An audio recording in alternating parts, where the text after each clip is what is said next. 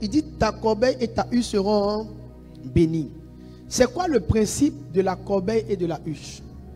Le principe de la corbeille et de la huche, c'est le principe qui encadre. Vous tous qui n'êtes pas encore profondément rentrés dans le monde du travail, prenez ce sujet-là à cœur. La corbeille permet de recueillir le fruit. La huche aussi permet de recueillir la moisson. Vous pouvez travailler sans voir votre argent. C'est possible de travailler sans voir ce à quoi l'argent que vous recevez sert. Il est aussi possible de travailler, de se rendre compte que l'argent même qui rentre passe comme de l'eau dans vos mains. C'est comme ça les gens viennent nous voir. Pasteur, il y a un esprit de main trouée qui me persécute. Si vous ne fonctionnez pas avec tous les principes de la Bible, vous serez malheureux. La Bible dit qu'il y a un prophète qui était endetté. Ça veut dire que l'argent ne restait pas dans sa main. Beaucoup de personnes ne comprennent pas qu'il y a une forme de grâce qui engendre la capacité. Parce que la prospérité ne vient pas avec l'abondance de ce qu'on reçoit.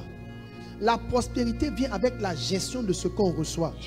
Le plus important, ce n'est pas d'avoir en quantité.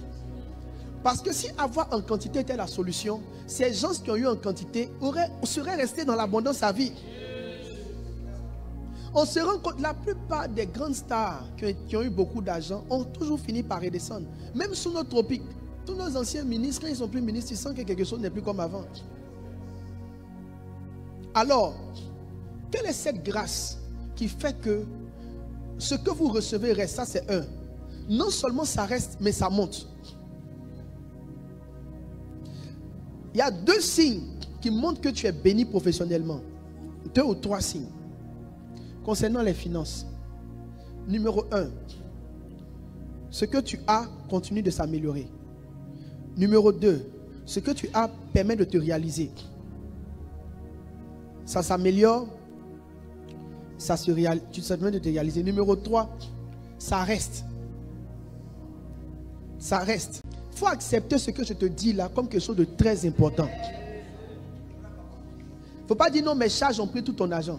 Si tes charges prennent tout ton argent, c'est que dans tes charges, il y a des charges qui ne sont pas à ton niveau. Je dis, si tes charges prennent tout ton argent, c'est qu'il y a des charges qui ne sont pas à ton niveau. Je me répète, si tes charges ont pris tout ton argent, c'est qu'il y a des charges qui ne sont pas à ton niveau.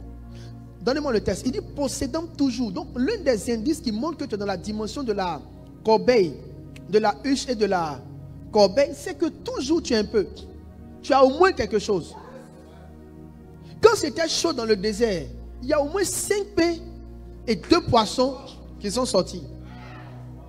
Prier pour ta vie professionnelle, tu dois prier pour cet équilibre-là. Et ne plaisantez pas avec. Parce que Dieu peut vous faire grâce pendant un certain temps. Mais à un moment donné, si vos habitudes ne changent pas, vous allez en payer le prix. Je dis, à un moment donné, si tes habitudes financières n'ont pas changé, tu vas commencer à payer le prix. Alors, la bénédiction de la corbeille, de la huche vient comment? Ça vient lorsque tu commences à prier pour avoir un esprit de gestion. Ce n'est pas la prophétie qui a rendu l'Égypte riche. C'est l'esprit de gestion. C'est l'esprit de gestion. Donc, il faut faire un plan clair. Seigneur, dans tout ce que je dois dépenser là, quelles sont les dépenses que toi tu valides et quelles sont les dépenses que tu ne valides pas? Il y a d'autres, par exemple, ils aiment les transports aisés. En Côte d'Ivoire, c'est les taxis. Donc toi, par exemple, tu es une jeune fille. Avant, quand les gars prenaient soin de toi, on te faisait rouler en taxi. Aujourd'hui, tu es converti. Maintenant que tu es converti, c'est ton salaire. Avec ton salaire, tu veux encore rouler en yongo. Donc, naturellement, si vous ne classifiez pas ce que vous devez faire comme dépense, naturellement, vous n'allez jamais pouvoir sentir que ce que vous avez reste. Ça, c'est un élément qui est très important. Donc, la clarté de ces dépenses-là, c'est un don. Même en tant que pasteur, écoutez, les besoins sont multipliés. À chaque minute, il y a des besoins pour tout et pour rien. Toi-même, si tu es honnête, il y a tellement de choses que tu veux payer.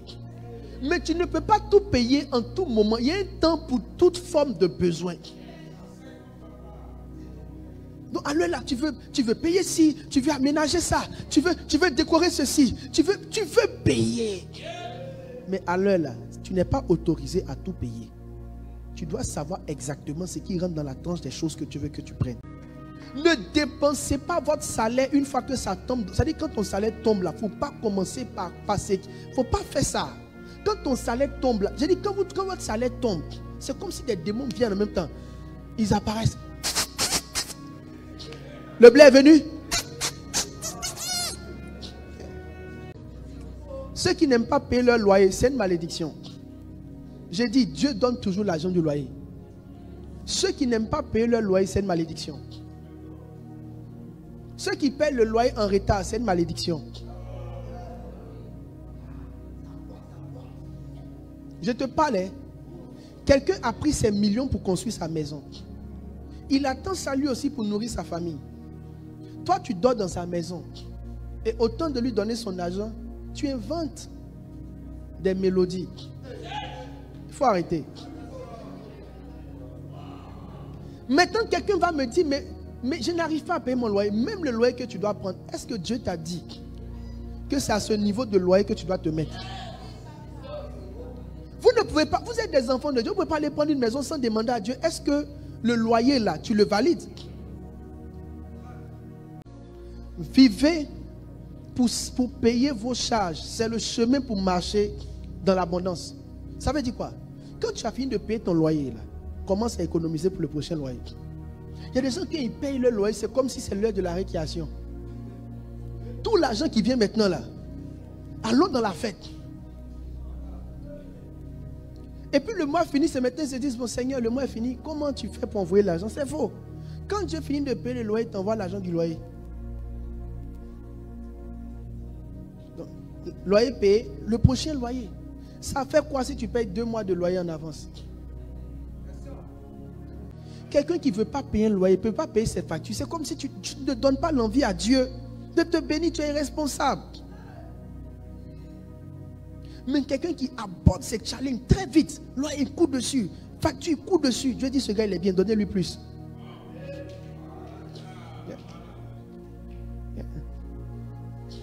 Ce n'est pas que tu n'as pas l'argent. Il n'y a pas d'ordre. Et ça empêche Dieu de te donner la bénédiction de la corbeille.